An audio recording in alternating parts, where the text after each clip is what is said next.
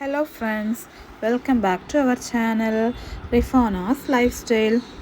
இன்றைக்கி நம்ம சேனலில் ரொம்பவே ஈஸியான அண்ட் சிம்பிளான ஒரு பாயசம் ரெசிபி தான் பார்க்க போகிறோம்.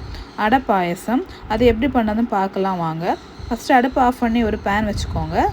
அதில் ஃபஸ்ட்டு நம்ம அதில் கீ ஊற்றிட்டு அதுக்கப்புறமா கேஷ்யூநட் நம்ம அதில் சேர்க்கணும்.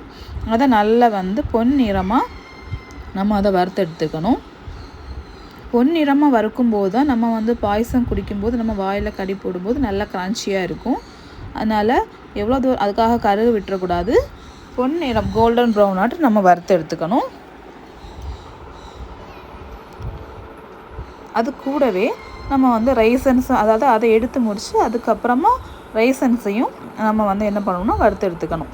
ரைசன்ஸ் எப்படி அது இருக்கணும்னா அது வறுத்து வெந்து வரும்போது அது நல்ல புசு புசுன்னு ஊதி நல்ல அழகாக பார்க்கவே அழகாக இருக்கும். அந்த டைமில் நம்ம எடுத்து வச்சுக்கணும். நான் இன்றைக்கி ரைசன்ஸும் கேஷ்யூநட் மட்டும்தான் எடுத்திருக்கேன். உங்களுக்கு என்ன நட்ஸ் வேணுமோ அதை நீங்கள் ஆட் பண்ணிக்கலாம். இது கூடவே தேங்காய் சின்ன சின்ன பல்லாக எடுத்து நீங்கள் நெய்யில் வதக்கி எடுத்திங்கன்னா அதுவும் ரொம்ப நல்லா இருக்கும். அது நான் இன்றைக்கி எடுக்கலை, ஆனால் உங்கள் சாய்ஸ் தான். நீங்கள் வேணும்னா நீங்கள் எடுத்துக்கோங்க. பார்த்திங்களா, நான் சொன்ன மாதிரி புசு புசுன்னு வந்ததுக்கப்புறமா இதை நம்ம மாற்றி எடுத்து வச்சுக்கலாம். அதுக்கப்புறமா அதே பேனில் நம்ம ஜவ்வரிசி சேர்க்கணும். ஜவ்வரிசி நான் பண்ணுறது 4 பேர் பண்ணுற அளவில் நான் எடுத்திருக்கேன். 4 பேருக்கு 50 கிராம் ஜவ்வரிசி கரெக்டாக இருக்கும். இதை நான் ஊற வைக்கவோ எடுக்கவோ ஒன்றும் இல்லை. அதுக்கப்புறமா இது தேங்காய் பால், அதாவது ஒரு தேங்காயோடைய பால் எடுத்து 1ஆம் பால் தனியாக நம்ம மாற்றி வச்சுக்கணும்.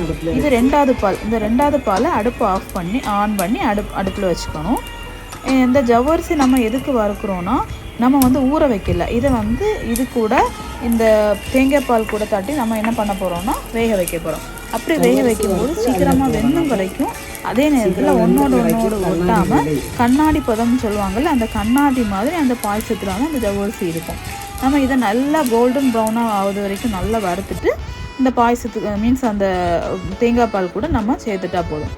அதுக்கப்புறம் அதே பேன்லேயே நம்ம அடையை வறுத்துக்கலாம். அடையும் அப்படி தான், ரொம்ப கோல்டன் ப்ரௌன் ஆகணும்னு இல்லை, ஆனாலும் கொஞ்சமாக வறுத்துக்கலாம். அடையை சில பேர் என்ன பண்ணுவாங்கன்னா இது அடையை தனியாக வேக வச்சு அதோடைய தண்ணியை தூர ஊற்றி பண்ணுவாங்க.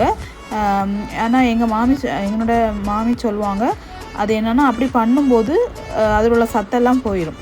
இதே இப்படி நம்ம வறுத்து அதில் போட்டுக்கணும்.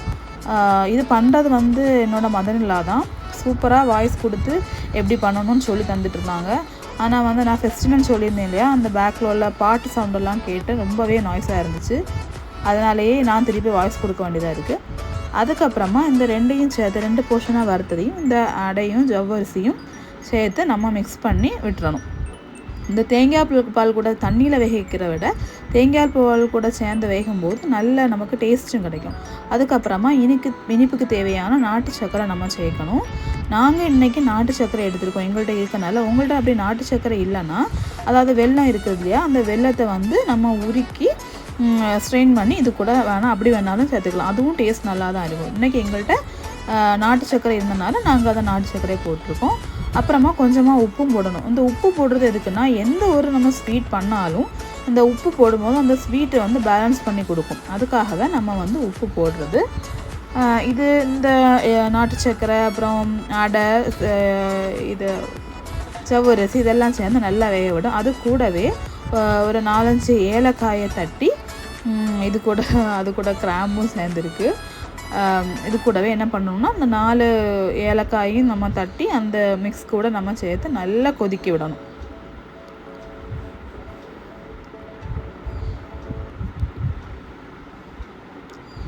நல்லா கொதிக்க விட்டு மிக்ஸ் பண்ணி நம்ம கொடுக்க வேண்டியதான்.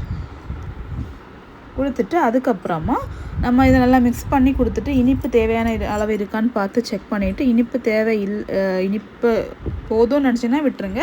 இல்லைனா இந்த டைமில் நம்ம இனிப்பு ஆட் பண்ணிக்கலாம். எங்களுக்கு கொஞ்சம் குறவாக தான் இருந்துச்சு, நாங்கள் அதில் கொஞ்சமாக ஆட் பண்ணிக்கிட்டோம். அதுக்கப்புறம் நான் சொன்னேன் இல்லையா, அந்த தேங்காய் அண்டிப்பருப்பு, இந்த முந்திரி இதெல்லாம் போடும்போது டேஸ்ட் ரொம்பவே நல்லாயிருக்கும். அதுக்கப்புறமா நம்ம வந்து ஆல்ரெடி எடுத்து வச்ச 1வது பால், இது 1வது பால். 2வது பால் நம்ம வந்து அதுதான் வேக வச்சுருக்கோம். இது வந்து 1வது பால். இந்த 1வது பால் நம்ம எடுத்து தனியாக நம்ம வந்து மாற்றி வச்சுக்கணும். பாருங்கள், இந்த அளவுக்கு நல்லா வெந்து வரும். அடைய பாருங்கள், ஒன்றோட ஒன்று ஒட்டவே இல்லை. இந்த ஸ்டேஜில் நம்ம வந்து வறுத்து வச்சதெல்லாம் போடணும். இது கூட தேங்காய், நான் திரும்ப சொல்கிறேன், தேங்காய் போட்டால் ரொம்பவே டேஸ்ட் நல்லாயிருக்கும். அதே நம்ம ஆட் பண்ணிக்கலாம். அதுக்கப்புறமா இந்த ஃபஸ்ட்டு தேங்காய் பால், இந்த தேங்காய் பாலை ஊற்றணும். ஊற்றி முடிச்சதுக்கப்புறம் இந்த தேங்காய் பாலை வந்து நம்ம கொதிக்க வைக்கக்கூடாது. கொதிக்க வைக்கும்போது அதில் உள்ள பால் வந்து அப்படியே பிரிஞ்சு வந்துடும். அதனால் எப்போவுமே எந்த டிஷ்ஷுக்குமே ஃபஸ்ட்டு தேங்காய் பால் ஊற்றும்போது நம்ம அடுப்பை ஆஃப் பண்ணிடணும். இல்லைன்னா ஒரு மாதிரி பிரிந்து ஒரு மாதிரி பால் தனியாக அதில் உள்ள இது தனியாக வந்துடும். டேஸ்ட்டும் அவ்வளோவா நல்லா இருக்காது. இப்போ பாருங்கள், லிக்யூடாக தான் இருக்குது. இதை நம்ம